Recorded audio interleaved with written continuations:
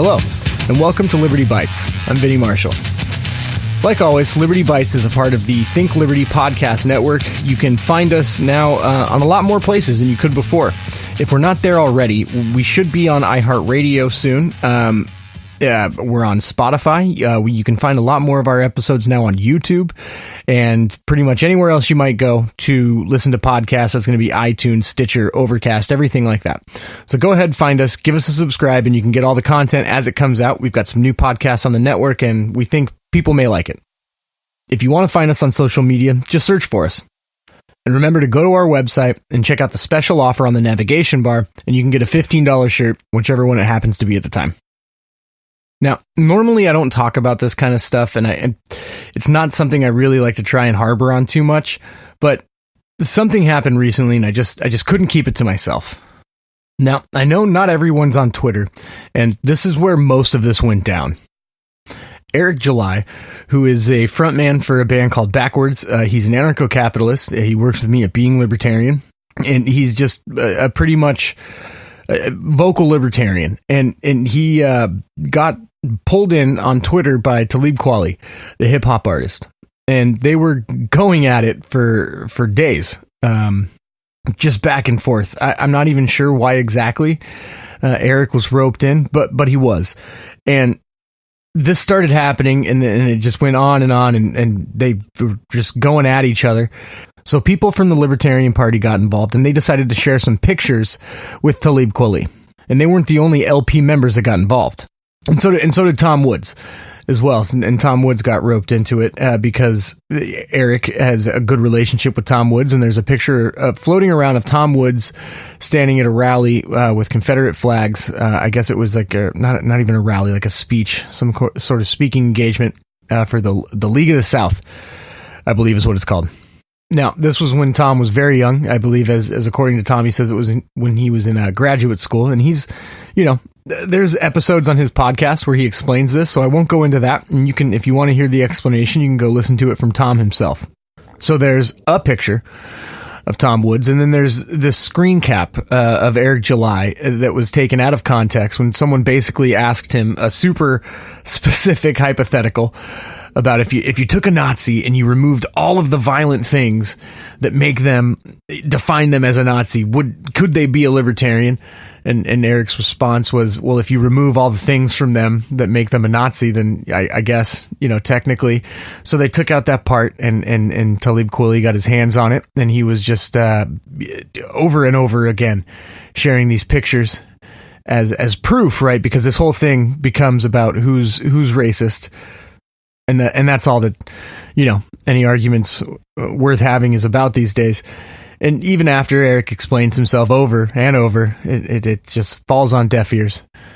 But aside from someone completely removed from a ton of the work that they do, posting either a picture from years and years ago or a statement made out of context, they've not really done any or said any of the things that they were so aggressively being accused of. And you can go look through as much as you want to look through, and you find that picture, and you can find that out of context screenshot. But if you actually want to care to go find more information about those things, you probably find something that isn't exactly going to prove the narrative that people are looking for here. So what's interesting about all of this is throughout this whole thing, someone goes and they found pictures of Talib Kweli with Bill Clinton, and he's apparently a big supporter of the Clinton Foundation, and he's also got pictures with Louis Farrakhan, who is pretty openly anti-Semitic. He's said, things about him not being so sure Hitler was wrong and giving the man praise in the past. He's pretty bad. That's not a great guy to have a picture with. So here we have someone that actually supports a politician that's responsible for more incarcerations of people of color than anyone else that's ever been in the White House, and a open and obvious anti-Semitic, and this is fine. This is no problem, apparently, right? This is nothing to even discuss, but an out of context sentence and a picture from ages and ages ago that has been explained to the death now. is somehow damning and horrible and is unforgivable. And Talib himself had said, I asked Clinton about it, and he said he apologized. So that's fine. That's fine. A picture of Tom Woods, out of context, totally, just without any of the explanation, and a track record, a history of not being racist in any way, shape, or form is unforgivable. But Bill Clinton is forgivable because he said he was sorry for things that actually happened.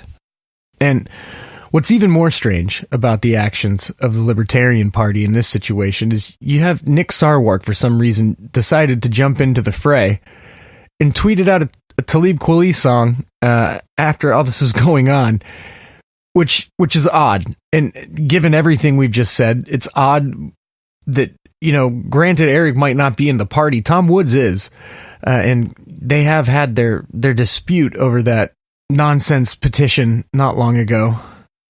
But Woods is a libertarian in the Libertarian Party, and he's doing a lot of work for the liberty movement. Talib Kweli is posing in pictures with Louis Farrakhan, an anti-Semite, and Bill Clinton, Mr. Three Strikes himself. You fast forward a bit, and John McCain just passed.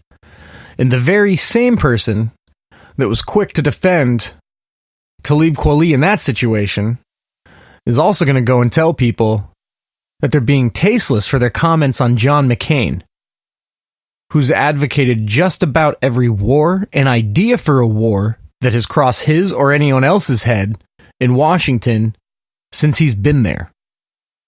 I'm just curious why these people that have done these things, or people who support others that have done some horrible things, deserve respect, and others who are, or should by all rights, be on our team, which you have disagreements with, don't deserve any.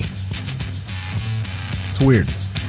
And while I understand that people are going to disagree on stuff sometimes, I can't say that this one makes a whole lot of sense to me.